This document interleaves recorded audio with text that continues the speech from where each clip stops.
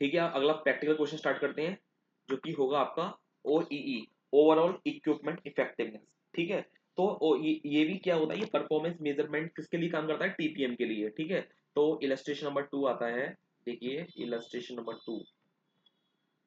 हाँ, तो illustration number 2 में ओई का वाला एक बार पढ़ लेते हैं कि मोस्ट इंपॉर्टेंट अप्रोच होता है मतलब measurement of TPM performance known overall equipment effectiveness. ये मैंने बताया था, इसमें 6 बिग लॉसेस होते हैं। एक 3 लॉसेस मेन कैटेगरी वाले होते हैं, एक टाइम लॉस होता है, एक स्पीड लॉस होता है, एक क्वालिटी लॉस होता है। टाइम लॉस में आता है एक प्लान टाइम लॉस, एक unplan time loss. Plan time loss कौन कौन से होते हैं, जैसे लंच ब्रेक हो गया, टी ब्रेक हो गया, मिसलिनियस ब्रेक्स हो गए, आपके शिफ्ट चेंजेस हो गए, कोई प्रिवेंटिव मेंटेनेंस हो गया, क्लीन अप पीरियड हो गए।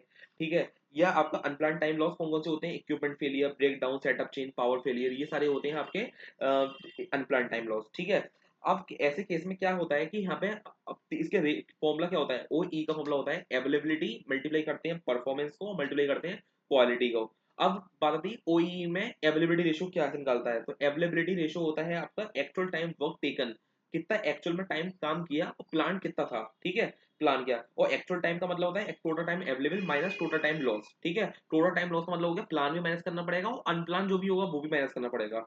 एक्चुअल में आपने काम किया कितना एक्चुअल टाइम पर और प्लानिंग कितनी थी आपने, उससे डिवाइड कर देंगे। और सेकंड फॉर्मूला होता है परफॉर्मेंस। परफॉर्मेंस का मतलब क्या होता है, standard time required for output produce, ये एक्चुअल टाइम टेकन डिवाइड भी करेंगे एक्चुअल टाइम टेकन से। ठीक है, और क्वालिटी में कितना आपको आउटपुट कितना एक्सेप्ट हुआ, कितनी गुड्स यूनिट्स हैं, कितनी आउटपुट एक्सेप्ट कितना हुआ, और डिवाइड करेंगे आउटपुट प्रोड्यूस से। ठीक है, अब हम अगर मल्टीप्लाई करते हैं ओई को किस किस के, कि अगर availability into performance to quality, तो हमेशा 85% ज्यादा आना चाहिए, तभी हम कहेंगे कि परफॉर्मेंस इस कंपनी का अच्छा है, अदरवाइज नहीं है।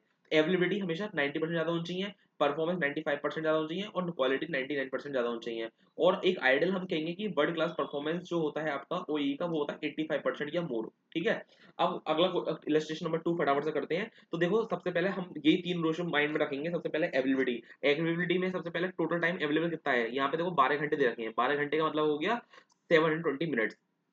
ठीक है, उसमें ये मिनट्स ही माइनस कर दो, कौन कौन से, जो जो आपके प्लान टाइम होते हैं, जैसे क्लीन अप हो गया, ब्रेक हो गया, टी ब्रेक हो गया, ये सारे जो फालतू के जो होते हैं वो जो प्लान होते हैं। ठीक है, इसमें हम कुछ नहीं कर सकते। तो फिर 3 15 मिनट्स ब्रेक हैं, तो 3 इंटू 15 कर दिए, 45 मिनट्स माइनस कर दिया, माइनस 10 मिनट्स कर दिया, तो देखो यही कर दिया 665 आ गया। ठीक है, अब उसमें से अनप्लान और माइनस कर दो, अनप्लान कितना है आपका 36 मिनट्स, 36 मिनट्स और माइनस कर दिया, तो देखो एबिलिटी रेशियो निकाला मैं 665 माइनस 36 डिवाइड बाई 665। ठीक है, एक्चुअल में आपने काम कितना किया, एक्चुअल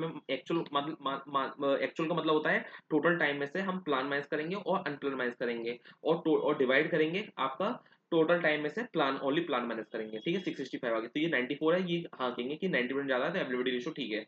ठीक है, अब आता है आपका अब क्या आता है परफॉर्मेंस रेशियो। परफॉर्मेंस रेशियो क्या है, कह रहा है कि एक एक साइकिल 10 सेकंड में लग रहा है, तो आपकी स्पेयर पार्ट्स आपने बनाए कितने हैं, 3360। तो हम उसको मिनट्स में कन्वर्ट कर लो, 300,360 डिवाइड बाई 60 कर लेंगे, इंटू 10 कर लेंगे, तो हमारा कितना आ जाएगा, इससे आंसर आएगा 560 मिनट्स आ गए। ठीक है, तो अब क्या करेंगे, इसका फॉर्मूला क्या होता है, स्टैंडर्ड टाइम अवेलेबल। तो ठीक है, तो स्टैंडर्ड टाइम कितने हैं 560, और एक्चुअल टाइम कितना आ रहा है 629। ठीक है, ये 629 आया, ये वाला, ये जो आया 629, 665 में 36, यही हमने तो यहाँ पे कराया है।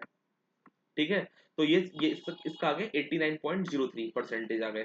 ठीक है, और क्वालिटी रेशियो में कि goods unit upon total units, good total units कितनी है 3360, और माइनस कर देंगे जो भी हमारे जो जो 75 जो माइनस किया है आपने, वो स्क्रैप माइनस कर दिया, कि आउटपुट कितना गुड्स यूनिट कितनी उसमें माइनस कर दिया, आउटपुट कितना एक्सेप्ट हुआ हमें, तो ये आके 97। तो हम कहेंगे 90% से अगर 85% ज्यादा होता तो अभी आइडियल वर्ल्ड क्लास परफॉर्मेंस है, तो इसका वर्ल्ड क्लास परफॉर्मेंस नहीं है, इसका 82.34, तो हमें हमें इंप्रूवमेंट करना पड़ेगा।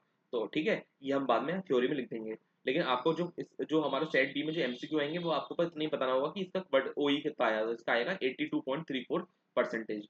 ठीक है, तो ये कंप्लीट होता है, अब करते हैं नेक्स्ट इलस्ट्रेशन।